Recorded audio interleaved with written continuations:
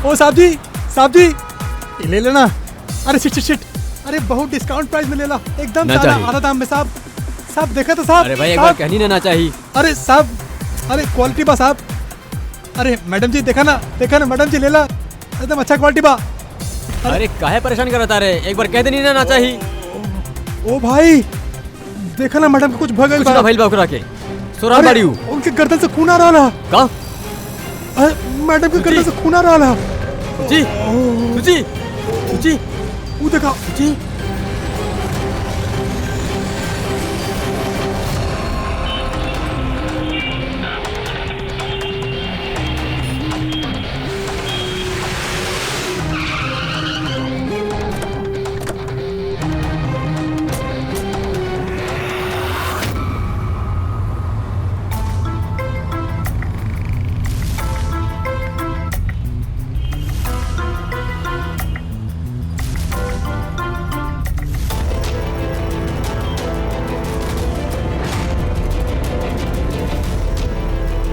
काफी खून बह चुकल बा, लगातार गोली काफी देर पहले चलल बा।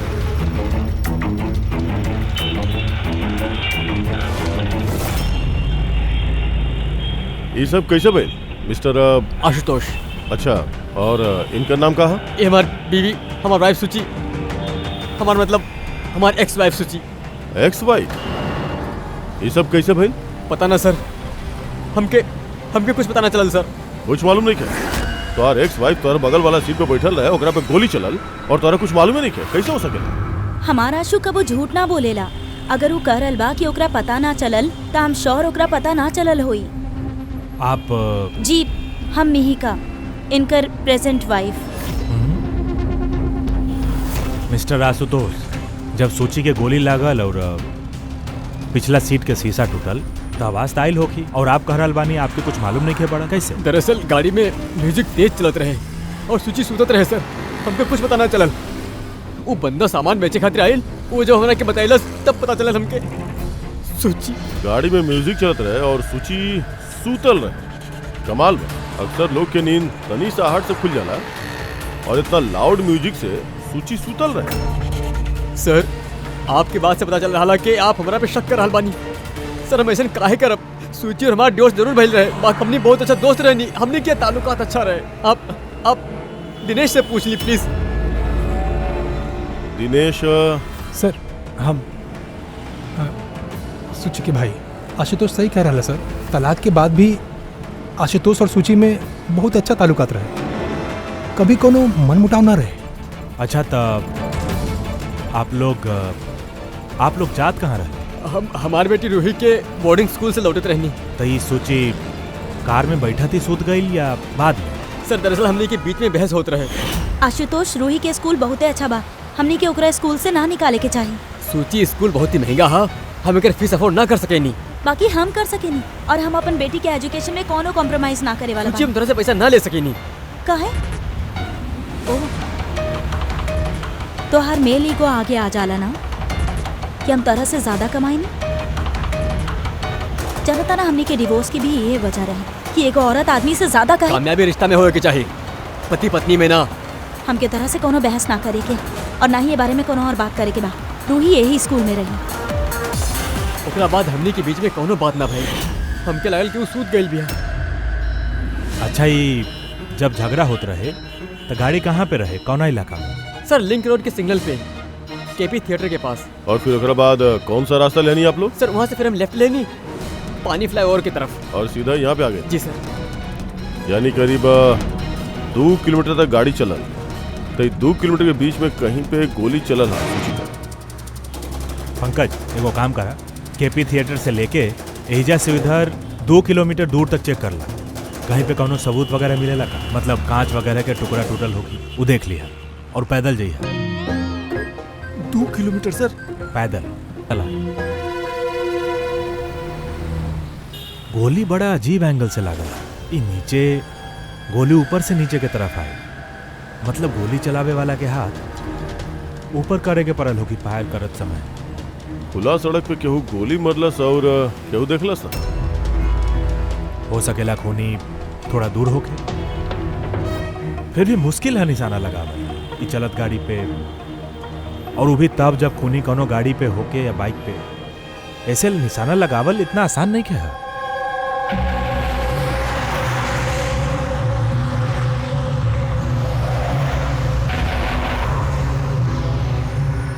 रास्ता में कहीं पे गाड़ी रोक ले रहा तू? सिग्नल पे रुकले नहीं सर, बस और कहीं नहीं के। अभी सिग्नल पे केहू गोली चलल होके या फिर कहीं और से गोली चलल होके तो ऊ निशाना लगावे खातिर वक्त तो लागी, तो गोली मारत समय केहू के देखलस काहे ना? हेलो, हाँ सर, ठीक बा सर, हम लोग पहुंचल बानी। का भाई?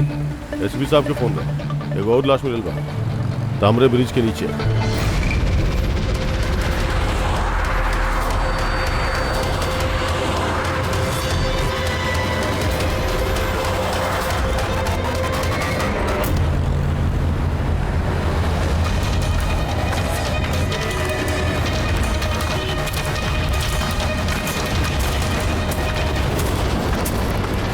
हाँ दया, सर आपके पता कैसे चलल लाश के बारे में?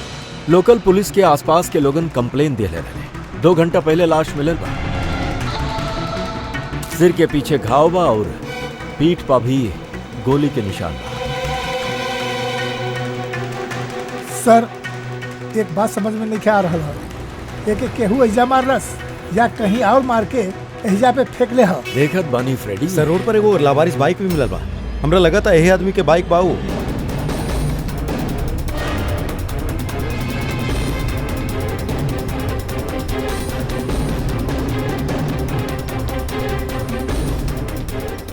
Skid mark. सर ऐसा लगा था कि आदमी बाइक पे जा रहा लोग केहू पीछे से गोली मार देना, डिसबैलेंस हो गई, गाड़ी बाइक स्किड होके कोनो चीज से यहाँ टकराई होगी और ओकर बॉडी यहाँ नीचे गिर गई, सर पे चोट वही वक्त हाँ।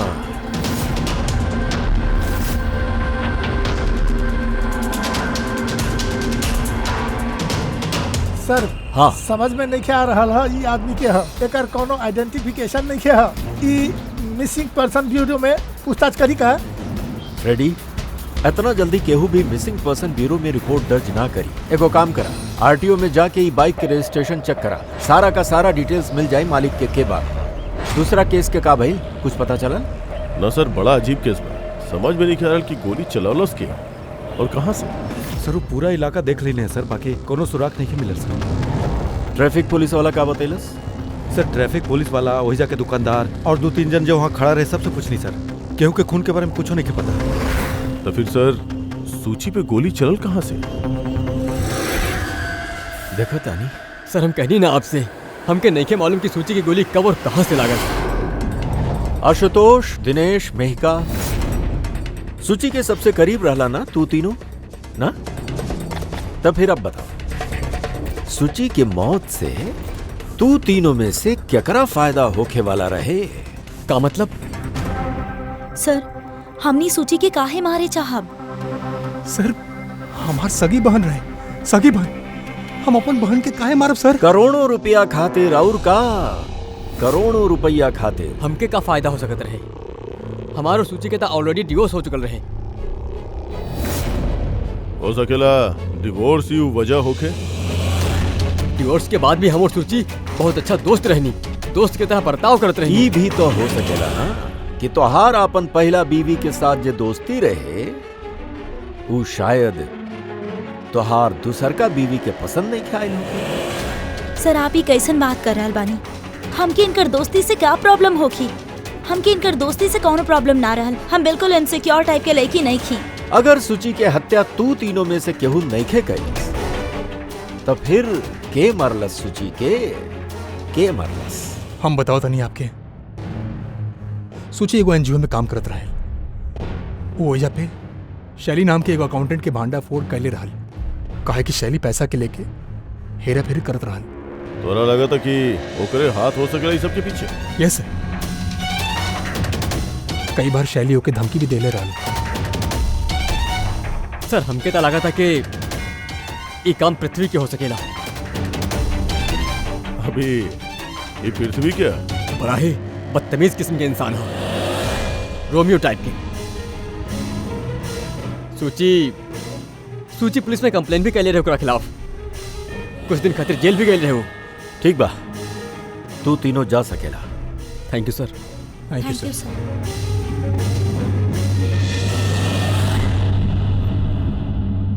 सर, ये तीनों गड़बड़ लग रहा बाड़े। ये तीनों पे कड़ा नजर रखा। और दया सर ये शैली और पृथ्वी दोनों के ब्यूरो बुला लेता नहीं। सर हाँ, आरटीओ से बाइक के मालिक के पता चल सर गया। पृथ्वी और शैली के फोन अनरीचेबल आ रहा बा, तो हम फ्रेडी से कहले बानी मोबाइल फोन के ट्रेस करे खातिर। इता हमार डिलीवरी बॉय विवेक हा। सर हमार बाइक ज्यादातर यही चलावत रहे। सर एकरा के मार देले? वे पता करे के कोशिश कर रहा बानी। अच्छा, ये विवेक के केहू के साथ कोनो दुश्मनी रहे का? ना सर, इता बहुत ही सीधा साधा शरीफ लड़का रहे। कब से काम करते रहे यहाँ पे? पिछला 1 महीना से राजस्थान से आयल रहे। सर बहुत ही मेहनती रहे। सर इता इजा शहर में केहू के जानत भी ना रहे। ये कहाँ जात रहे डिलीवरी करे? कहीं ना सर। सर छुट्टी रहे आज होकर, यही खातिर ही हमार बाइक लेके घूमे गए रहे आज। अच्छा, ओकर घर के एड्रेस दे सके नहीं? सर ओकर घर के एड्रेस नहीं खे, वो यहाँ शॉप में ही सुतत रहे। ओकर सामान वगैरह कुछ? सर ये ओकर एगो बक्सा हा। ये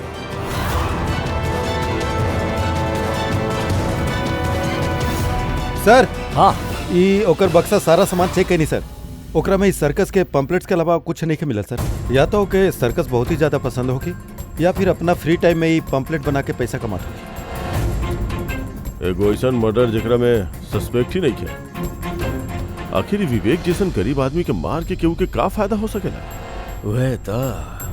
और फिर ये सूची के दूसर का मर्डर। एकरा में कई लोगन पे हक के शक बा। ओ में से केहू भी गाड़ी के पास जाके गोली चला सकत रहे सूची पे।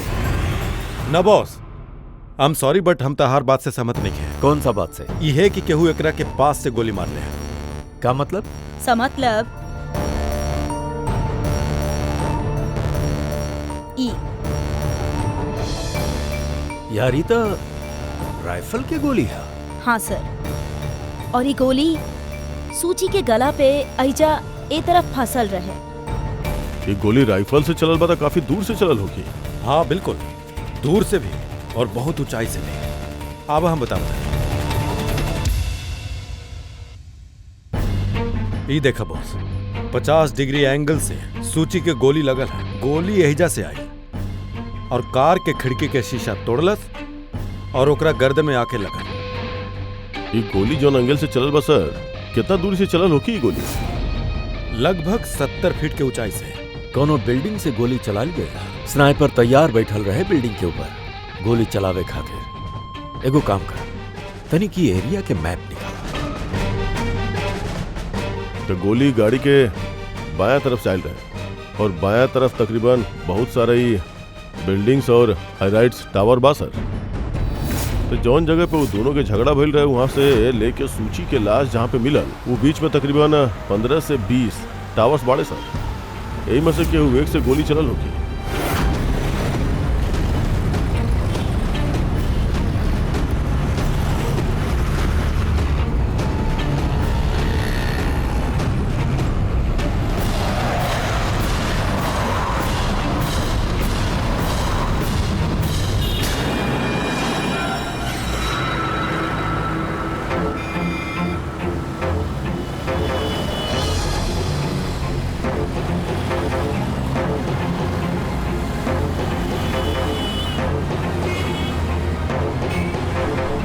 ई अभिजीत सर के हाथ में कहा। मार का फ्रेडी ठीक वही हाइट पे जो हाइट पे सूची के गोली लागल रहे। हमारे हाथ में ही डिजिटल डिस्टेंस युगन, एकरा से लेजर लाइट वो मार्क पे अगर ठीक जाला तो एकर मतलब है कि गोली एजा यही बिल्डिंग से चलल रहे। तने कॉम्प्लिकेटेड है। ठीक बा, ये भी करके देखा था नहीं? हाँ दया, हम तैयार बानी। ओके अभिजीत, तनी राइट में आवा, राइट में। हाँ हल्का, तनी लेफ्ट, बस बस बस, तनी पीछे पीछे। ये देख ला, लेजर ठीक वो मार्क पे हिट नहीं कर रहा, लग नहीं रहा वहाँ पे। गोली एजा से नहीं चला सर। एग्जैक्टली। अरे यार, इस स्नाइपर के पास ज्यादा वक्त थोड़ी ना हो कि निशाना एजा होजा करे खातिर। जब वो सूची पे गोली चलेला, एगो काम करता नहीं, कोनो और बिल्डिंग से देखा था। ठीक बा, चलो।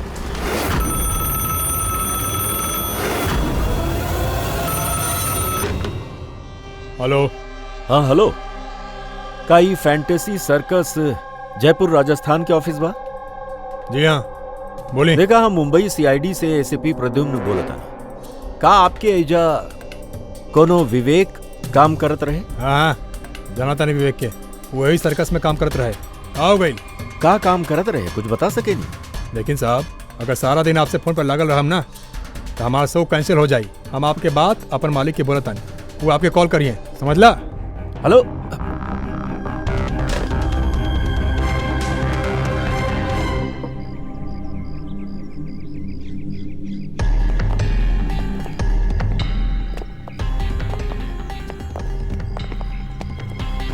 देखा था नहीं? हाँ अभिजीत, रेडी?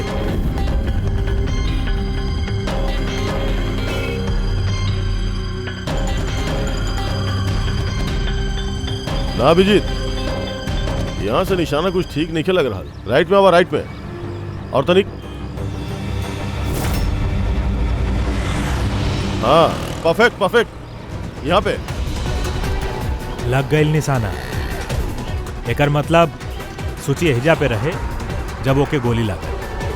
पंकज रेडी? तनी देखा आसपास स्नाइपर कोनो सुराग छोड़ लेवा का? बाकी यार दया एहिजा पे कोनो स्पीड ब्रेकर तो हाँ नहीं।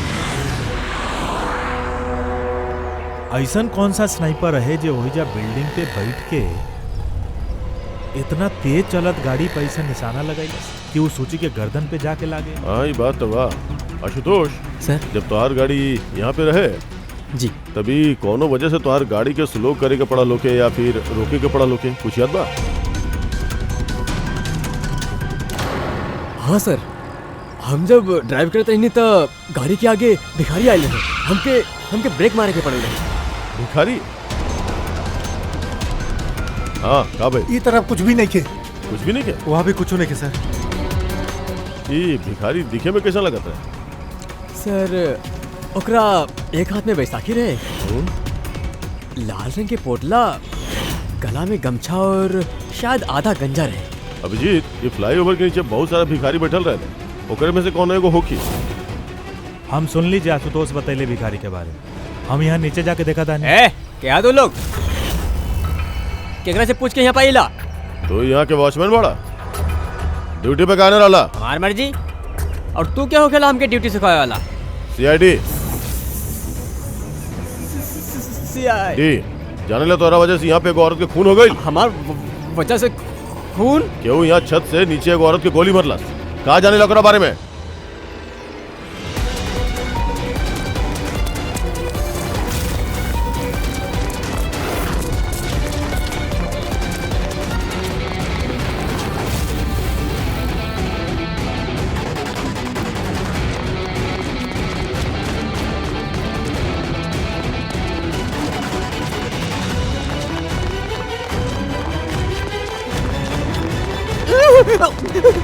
रुको, हम कुछ ना कहनी साहब, हम कुछ ना कहनी साहब। कुछ न कहले तब भागले का है? हाँ? हम डर गए नहीं साहब। उठ, कहाँ डरा गिल रहे? कहा जाने लो खून के बारे में? साहब हम पैसा ले रहे नहीं, बाकी उन्हें के बताइले राल क्यों के खून करे वाला है साहब। क्या रहे वो आदमी? पहले कबो ना देखनी साहब, वो कहले कि वो बिल्डिंग के छत पे अपन गर्लफ्रेंड के प्रपोज करे वाला साहब। वो 2 घंटा के 15,000 दिले रहे साहब। अब हम तो इतना 1 महीना में भी ना कमाई ले रहनी साहब। वो हेलमेट पहन ले रहा।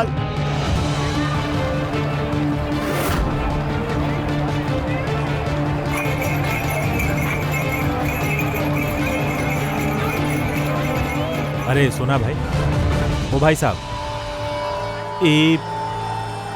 एगो ऐसा आदमी के देखला है जे लाल गमछा बांधेला? अरे एगो लाल रंग के पोटली रखेला और बैसाखी से चलेला। का? अरे सुना भाई, यार एगो आदमी के देखला है तू जे लाल रंग के गमछा बांधेला, पोटली है ओकरा पास लाल रंग के, बैसाखी से चलेला?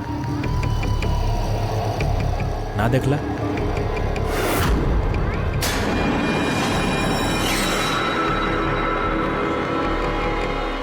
अरे सुना ना तनी, अरे सुना भाई, बात करे के है यार। अरे ए, का कर रहा ला भाई? रुका यार।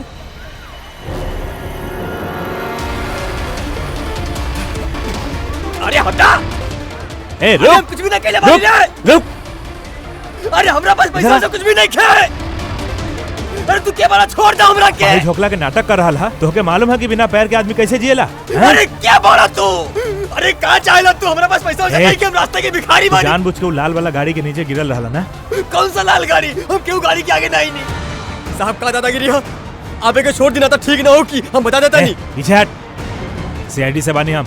कहाँ जा रहा है? शराफत से बता दे, वरना हम अपना आप पे आ गए नहीं तो बहुते भारी पड़े। राणा साहब आप पक्का सीआईडी से बनी तो बताओ तानी। वो एगो आदमी हमरा के पैसा दिले रहे ये सब करे खातिर और कहले रहे कि जैसे ही लाल गाड़ी आई तो ओकरा आगे गिर जी तो हम गिर गए नहीं साहब। तो के पता कैसे चला कि लाल गाड़ी कब आई? वो छत पे एगो आदमी खड़ा होकर के इशारा करे वाला रहे। जैसे वो इशारा करा हमके गाड़ी के आगे गिरे के रहे।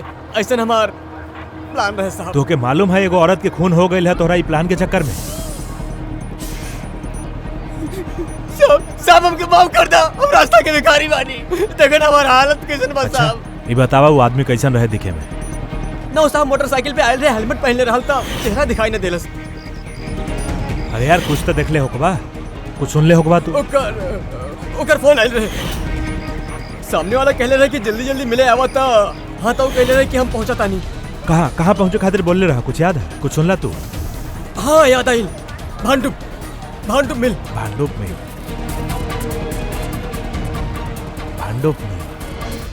अच्छा ठीक बा वापस आ जा। हम सर के इन्फॉर्म करता नहीं। ओके सर। हाँ अभिजीत भांडू मिल से वापस आ रहा बा। ओकर कहना बा कि मिल एकदम सुनसान पड़ल बा और कोनो सुराग हाथ नहीं खिलागल सर। खूनी तो वैजे भाग के गई होगी। हो सकेला कि अभिजीत के पहुंचे से पहले वजह से गायब हो गई। पंकज। हाँ सर। पंकज एगो काम करा, जे वक्त सूची के गोली लागल रहे उ वक्त उ एरिया में कितना मोबाइल फोन्स एक्टिव रहले पता लगा। स्नाइपर के फोन वही में से केहू के हो सकेला। सर हाँ। पंकज जी भी देखिए कि वो में से कितना लोग भांडू मिल गए रहले। सर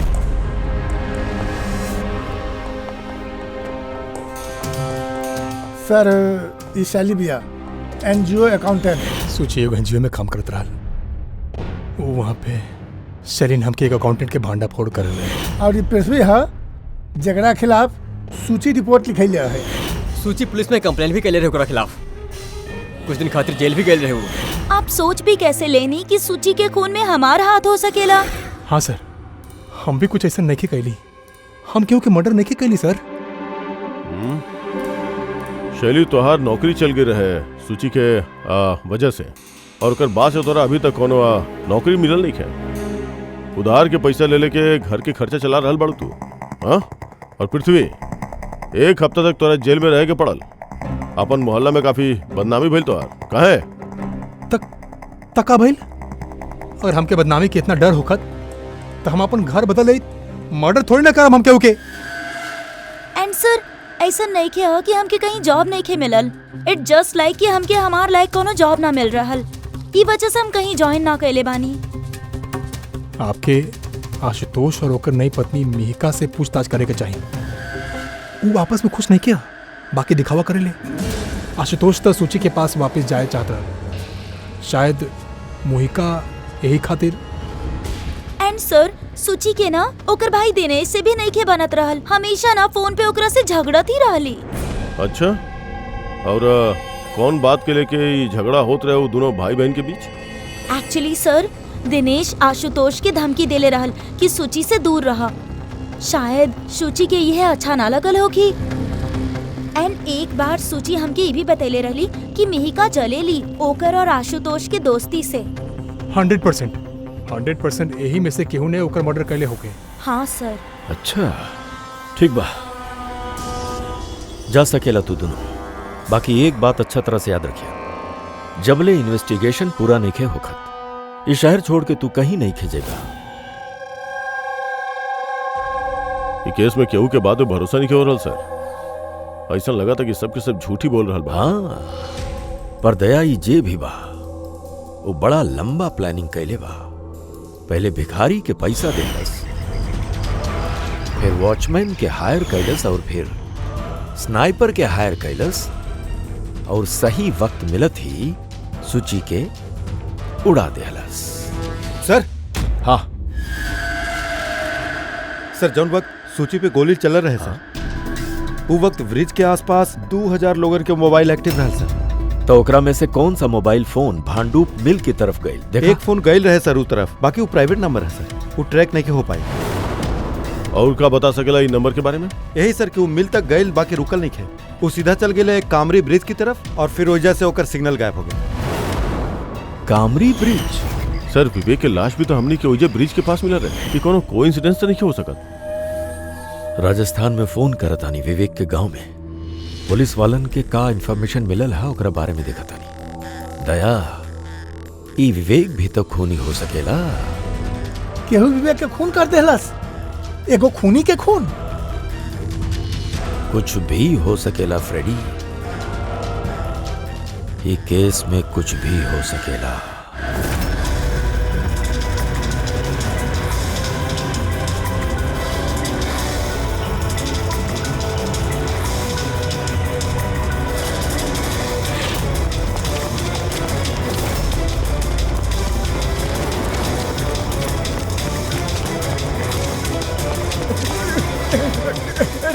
अबे बार बार भागेला काहे हैं? सर आप बार बार हमारे पीछे पड़े काहे पड़े हमारे पीछे? बात करे क्या तोहरा से? हम की ना बात कराई क्या? बहुत भाई साहब, आप हम लोगों के तरह से परेशान नहीं कर सकेले। वो परेशान नहीं कर रहा, हमने अपन काम करल बानी। जा क्या कुछ नहीं क्या? जाए यहाँ से। अरे एगो आदमी के खून हो गई है, समझ में नहीं क्या बात? हाँ तक हम लोग खून कैले बानी? हाँ हम लोग गरीब लोग बानी, मिल बांट के खाई ले, तो मतलब हमने पे इल्जाम डाल दे आप लोग। हाँ देखा ना,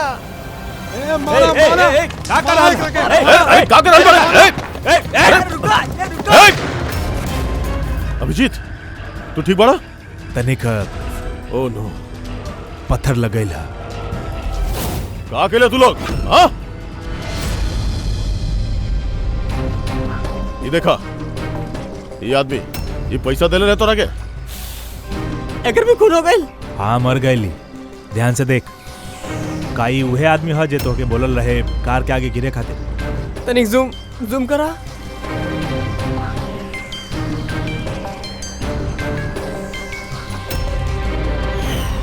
ऐसे नहीं घड़ी वो भी पहन ले रहे। शायद जे पैसा देले हो कि ये आदमी के वह सबूत मिटावे खातिर एकरा भी मार देलस।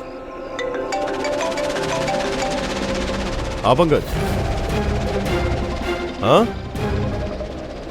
अच्छा, ओ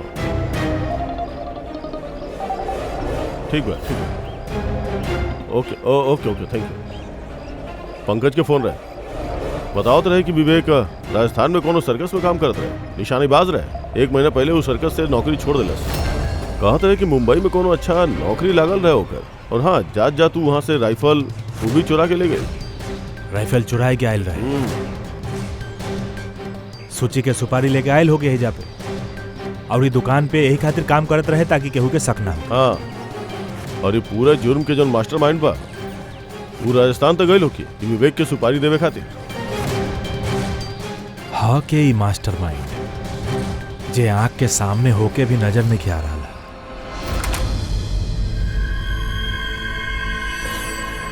अरे मिस्टर आशु। सर आप लोग यहाँ? मिस्टर आशु, वो आदमी के पता चल गई है जे सूची पे गोली चलाई रहा। वाह, दैट्स अ ग्रेट न्यूज़। आप पकड़ लेनी ओकरा के? विवेक नाम होकर आप लोग कोनो विवेक के जाने नहीं? ना तो कमाल बा, आप कोनो विवेक के नहीं की जानत, बाकी 15 बार कॉल कैले बानी आप अपन मोबाइल से। कहा? सर हम जब कोनो विवेक के जाने ली ही ना, तो हम ओके फोन क्या करब? सिर्फ इतना ही नहीं खे, ओकरा से मिले तू राजस्थान भी गइल रहा। सर्कस में होकर गोली चलावे के कला तोहरा इतना पसंद आ गेल रहे कि सूची के मार के कॉन्ट्रैक्ट भी दे देला ओकरा। काहे? 1 मिनट सर, 1 मिनट। ई बात सच है कि हम बिजनेस ट्रिप खातिर राजस्थान गए रहनी, बाकी हम कोनो सर्कस में नहीं के गए रहनी। और जब हम विवेक के जाने ले ही ना, तब ओके फोन काहे करब? तुम्हारी फोन रिकॉर्ड झूठ बोल रहा बा। सर हो सकेला कि हमरा फोन से केहू और फोन कैले होके मार गैर मौजूदगी में। अच्छा, तो आप अपन फोन ऐसे ही लापरवाही से हिजा हुईजा छोड़ दे लेगा? ना सर। हाँ सर। अच्छा ठीक बा सर, ओके सर, ओके। डॉक्टर सालुंखे के फोन रहे, हमने के फॉरेंसिक लैब में बुलोले बाड़े आशुतोष के लेके। बॉस, हाँ सूची एहिजा बैठल रहे इस सीट पे, और ये इस सीट के हिस्सा है जो पीछे झुकल रहा, और ये है लीवर जेकरा से सीट आगे पीछे होखेला, और ये लीवर के जाम कर दिहल गईल है। लीवर के जाम कर दिहल गई। हाँ यार, बस यह सुराग है सर, एकरा खातिर हमने की वजह से बुले नहीं। पंकज, अरे यार तू पूरा पहले बात सुना ना। सुराग ई नहीं खे कि लीवर अटकल हा, सुराग ई हा कि एके जान बूझ के पीछे अटकावल गईल हा। बाकी सर सीट केहू जानबूझ के खराब काहे करी? ये तो हमने भी सोचत रहनी।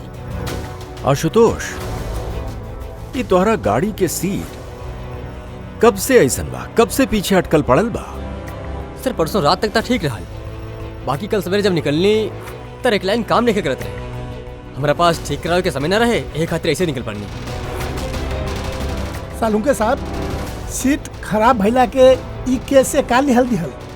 लिहल दिहल हा फ्रेडी, और लिहल दिहल ई हा कि खूनी चाहत रहल कि इस सीट पीछे अटकल रहे ताकि सूची के पोजीशन ऐसे रहे पीछे की तरफ। सर, अगर वो आगे बैठती या पीछे बैठती तो ओकरा से खूनी के का फर्क पड़ेला? खूनी तो गोली चलावे वाला रहल ना। यार पंकज, तू एगो काम कर, ए जा ड्राइविंग सीट पर बैठा। सारिका, तू सूची के जगह पर आवे। हाँ, अब मान ला कि हम सूची बानी, तो जब हम इस सीट पे बैठल रहनी तब हमार सर ऐसे रहे। बॉस, सूची के सर एहजा होखला के फायदा खूनी के तब मिलते जब ओकर एम सूची नहीं खे, ड्राइविंग सीट पर बैठल आदमी होखा, मतलब आशुतोष होखा। बाकी आशुतोष के कौनो भी वजह से जबरदस्त ब्रेक लगावे के पड़ल, ब्रेक की वजह से झटका लगल, और झटका में सूची आगे आयल, और बॉस गोली आशुतोष के लगे के बजाय सूची के लग गई।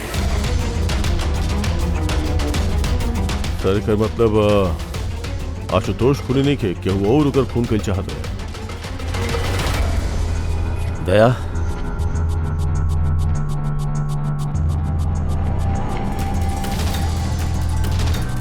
आशुतोष जी सर। तनिक एगो बात बतावा, तोहार कोनो दुश्मन बा, कोनो ऐसन दुश्मन जे तोहार जान लेवे चाहत होके?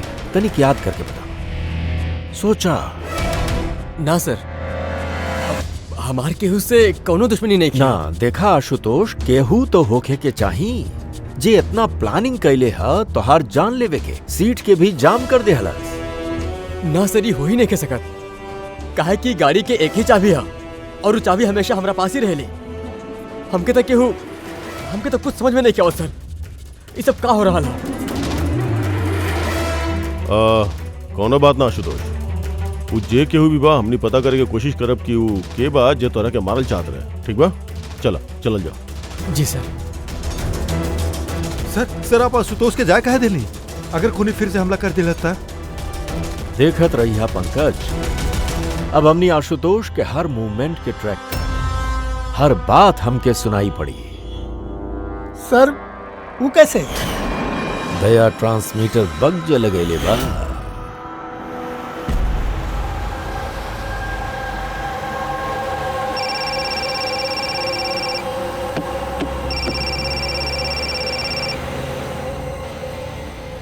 हेलो, हाँ बोला। अच्छा, तो आजा घर पे। वहाँ बाकी वो जगह तो बंद बा ना? ठीक बा, आवत है।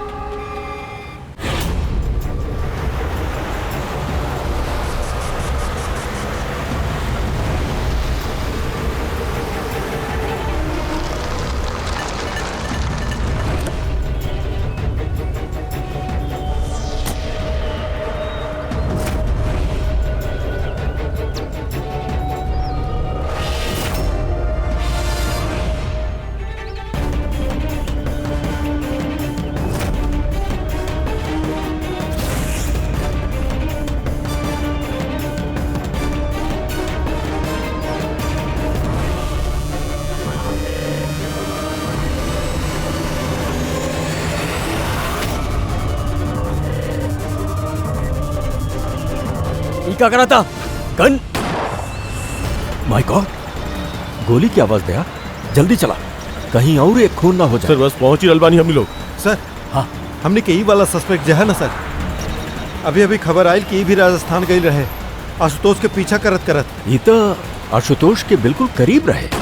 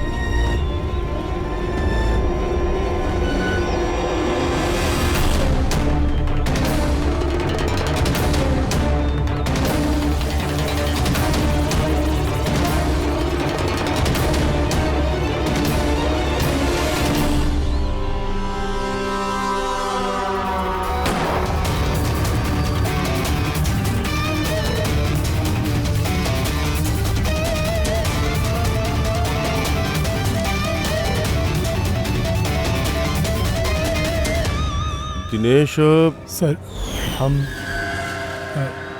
सूची के भाई। मर गए सर। हम कुछ ना कहनी सर, ये हमके मारे के चाहत रहे सर, ये मारे के चाहत रहे काहे मारे चाहत रहे ही तो के? सर। के लागत रहे कि अगर बहन के बर्बादी के जिम्मेदार हम बानी। शादी के बाद सूची डिप्रेशन में चल गए रहे और वो अपना आप के मारे की भी कोशिश कर ले, और ये सब हम ना जानत रहनी सर, बिल्कुल ना जानत रहनी सर। जाने अनजाने में ये दोनों के मौत के जिम्मेदार हम बनल बानी सर, जाने अनजाने। पंकज, एक एजा छांव में बैठा हुआ, बॉडी फॉरेंसिक लैब में भेज दा।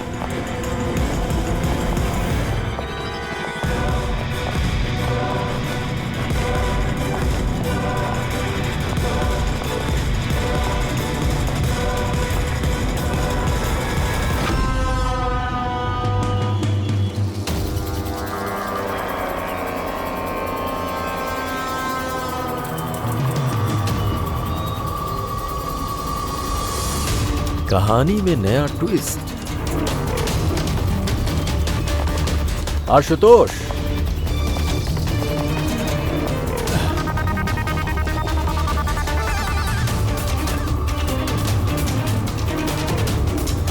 जानेला काबाई? ना सर, हमके ना मालूम। नहीं के पता, अभी जान जाइबा। पंकज तलाशी लाइन कर। बाकी का है? हाथ ऊपर करा, पता चल जाए आपके। सर हम कुछ भी ना कहनी, हम बेकसूर बनी। हमार तलाशी काहे ले रहल बाड़े आप? हमारे यकीन मानी सर, हमारे पास कुछ नहीं के।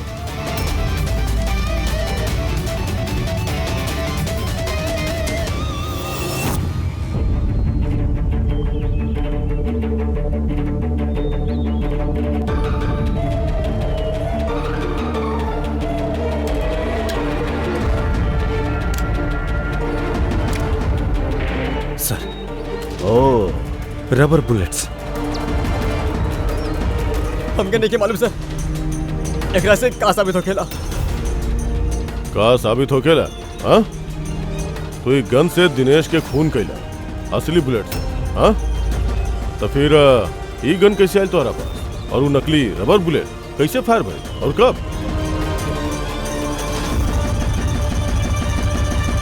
सब प्लान हम कैले रहनी सर, A to Z प्लान हमार रहा।